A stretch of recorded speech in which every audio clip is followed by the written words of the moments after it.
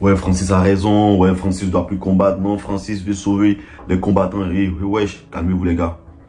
Francis, lorsqu'il quitte l'Afrique et il part en Europe, c'est pour se chercher en solo. Voilà, il ne va pas pour se battre pour quelqu'un, il va pour sauver sa putain de vie. Parce que il est dans la difficulté, il a des problèmes. Voilà, il ne sait pas quoi faire de sa vie, il n'y a pas de futur, il n'y a pas de possibilité. L'Afrique, parfois, l'Afrique, voilà, il n'y a pas de... Le problème avec l'Afrique, c'est qu'il n'y a pas de juste milieu en fait. Soit tu es dans une galère totale, soit tu es riche. Voilà, donc, lorsque tu es dans une galère totale, tu n'as plus le choix. Ce que tu dois faire, tu dois tout faire pour t'en sortir en fait. Donc, Francis décide de braver l'interdit, braver la mort, braver tous les risques les plus ultimes possibles et décide de se rendre en Europe par des moyens qui sont vraiment calamiteux, désastreux, compliqués, difficiles. Voilà, incroyable. Voilà, c'est pas le documentaire que tu vois sur National Geographic où on te montre un combat de l'enfer, on appelle les ambassades et tout et tout. Non. Voilà, lorsque Francis Ngannou quitte le Cameroun pour se rendre en France, c'est dans des conditions désastreuses, avec des difficultés qui sont vraiment invivables. Le risque de mort à chaque instant. Et il décide de franchir la mer sans boussole, sans rien. Voilà, et se rendre en Europe pour pouvoir s'en sortir. Donc les gens qui traversent la mer pour arriver en Europe, franchement, c'est un parcours de combattant. Ces gens-là ont des problèmes psychologiques en fait. Voilà, ils doivent être traités parce que c'est incroyable, c'est impensable. Bon, une petite anecdote, voilà. J'ai une amie qui a essayé de traverser la mer en passant par le Maroc, si je ne me trompe pas. Voilà, dès que tout s'est mis en place et tout, elle est montée dans le bateau avec plein de personnes. Voilà, c'était un bouée façon de sauvetage et tout. Et lorsqu'ils sont arrivés au bout, après plusieurs heures, ils sont arrivés au milieu de la mer là-bas. Voilà, ils se sont perdus en fait, ils ne savent plus où partir. Donc ils ont commencé à dériver sur la mer pendant plus de 3 jours, 3 à 4 jours. Elle m'a dit que sa peau, puisqu'elle était assise sur le bouée de sauvetage et il y avait tellement d'humidité, de l'eau, à chaque fois il y a les gouttes d'eau qui tombent dans le bouée de sauvetage et tout. Donc elle avait porté un pantalon, voilà, en tissu façon là. Donc l'eau, tellement l'eau s'infiltrait dans son pantalon. Voilà, elle était assise, donc ses cuisses étaient devenues tellement molles que sa peau quittait, sa peau se détachait. Et elle avait des plaies partout, sa peau était devenue molle, elle était devenue glaciale, elle sentait sa mort venir. Et je ne sais quel miracle, des gardes côtiers sont passés par là et ils les ont récupérés, ils les ont ramenés au Maroc. Et finalement, elle a décidé de ne plus jamais passer par la mer en fait. Donc, imaginez-vous ce que Francis Ngannou a vécu pour être ce qu'il est. Donc, tous ces combattants, ces bons gamins, ces mecs que Francis Ngannou va croiser durant ses combats et tout, c'est possible qu'il pète, mais aucun combattant ne peut faire peur à Francis Ngannou. Donc lorsque les gens disent que Francis Ngannou quitte l'UFC parce qu'il a peur de John Jones et tout, franchement moi j'ai kiffé John Jones. Voilà, je suis un Africain, j'aime Francis Ngannou, mais si vous me demandez les combattants que j'aime le plus à l'UFC, voilà, il y a John Jones, il y a McGregor et tout. Donc je préfère John Jones à Francis Ngannou. Mais en termes de rage, en termes de connaissance d'un Africain, Francis Ngannou n'a peur de personne. Voilà.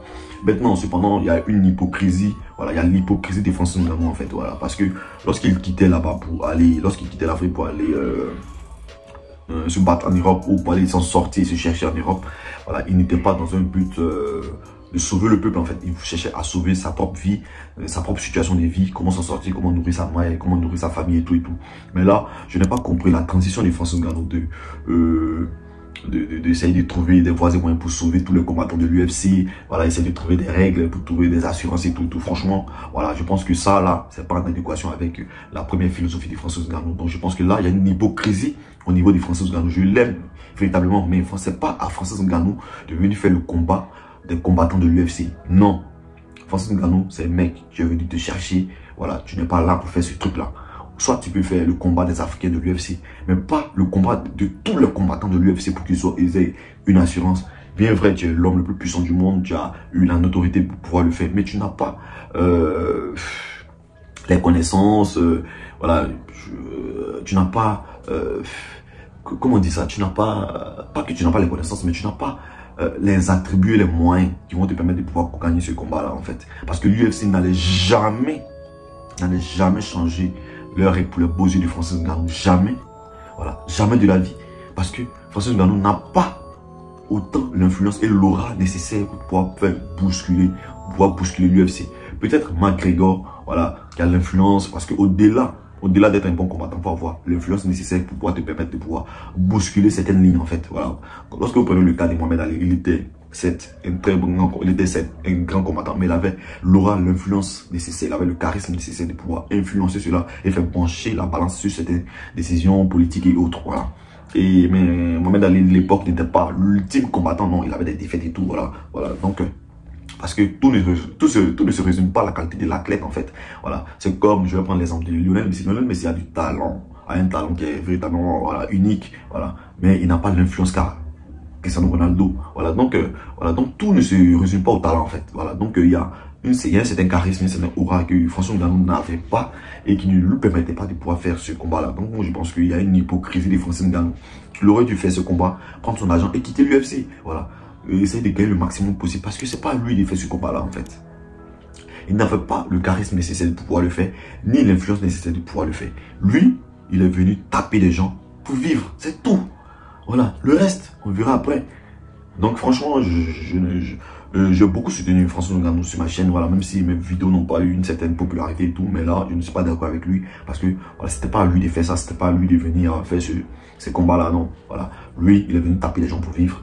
Donc j'espère pour lui que dans la boxe et tout, il aura suffisamment de moyens financiers, parce que là, l'objectif de François Ngannou, c'est d'avoir le maximum de sous possible. Voilà, parce qu'en Afrique, on ne l'attend pas sur ce combat-là, on attend comment développer l'Afrique, comment essayer de tirer le maximum de sous possible et venir développer son pays, aider sa famille, aider certaines personnes. Voilà, chacun dans sa vie doit faire certains combats. Voilà, nous, François Ngannou, il n'est pas là pour ça.